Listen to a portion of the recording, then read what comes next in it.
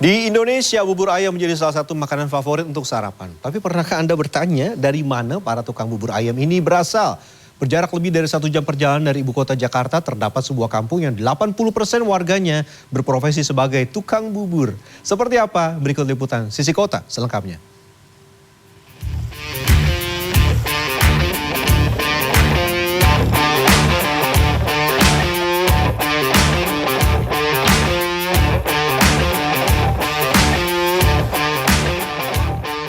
Ajis sudah mulai mengaduk bubur dalam pancinya meski jam baru menunjukkan pukul 3 dini hari.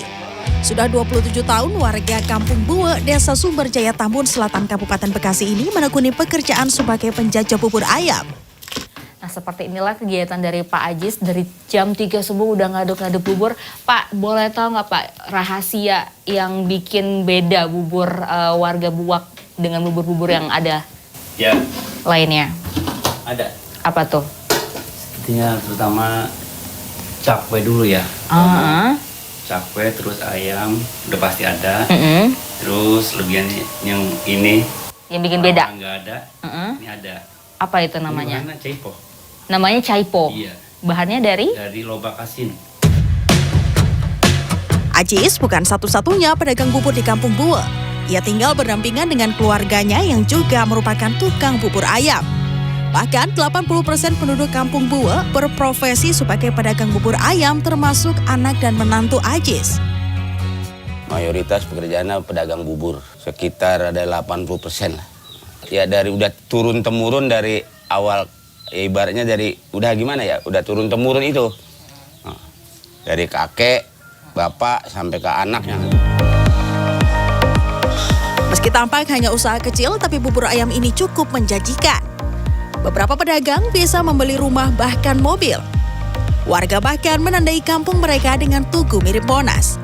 Edin Hermansyah pun sejak 1986 juga berdagang bubur ayam. Namun sekarang sudah tidak lagi bekerja dan diganti oleh ponakannya. Saat ia mulai berjualan, dagangannya ditata di sepeda, bukan di sepeda motor seperti zaman sekarang. Dulu waktu pakai ontel memang mereka-mereka itu ngontrak rata-rata. Di sekitaran pokoknya sejagotabek Jakarta ya. Jagotabek lah. Terus memang sekarang mungkin udah lebih simpel lagi pakai motor. Jadi mereka sekarang memilih pakai motor gitu. Yang masih sama baik di zaman dulu atau sekarang, para tukang bubur ini memulai bekerja saat kebanyakan orang sedang tidur. Seperti Aziz, setelah 3 jam di dapur, bubur yang sudah matang bersama bumbu-bumbu lainnya diletakkan di sepeda motor yang sudah didesain khusus. Setelah semuanya siap, Ajis pun bergegas meninggalkan Kampung Buwe bersama keluarga lainnya. Bermodalkan sepeda motor, para pedagang bubur ini membawa dagangannya ke berbagai wilayah di Jabodetabek. Dibutuhkan kurang lebih 40 menit perjalanan dari rumah Ajis ke tempat ia berjualan di Jalan Azalea Raya, Cikarang, Bekasi. Di sela kesibukannya, Ajis menceritakan awal mulanya ia memilih menjadi tukang bubur ayam. Jadi gini, kalau udah keluarga kayak saya nih, punya keluarga, punya anak, terus anak-anak nurunin jadinya dia atau mantu gitu. Belajar bubur, kerja misal kerja habis. Kerjanya sudah resign, sudah kontraknya udah habis. Mau ngapain lagi? Udah dagang aja. Sebelum saya dagang bubur, saya udah kerja serabutan dah. Pada gitu. Terus ada teman yang ngajak gitu. Dia teman dagang bubur. Bubur ayam dari Kampung Buwe ini jenis bubur ayam yang tanpa kuah. Kadang disebut bubur ayam gurih atau bubur ayam Bandung.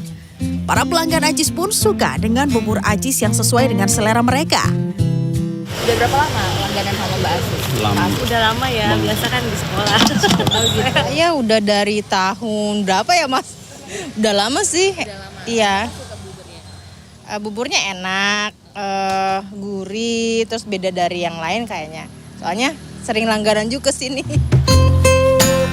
Ajis berjualan selama 6 hari dalam 1 minggu. Setiap harinya, ia menghabiskan 6 liter beras, bahkan terkadang lebih dari itu.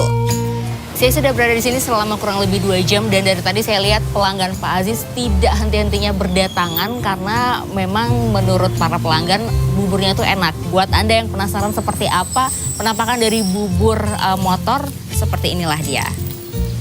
Jadi dia emang nggak ada kuah kuningnya sama sekali dan pakai sambal kacang.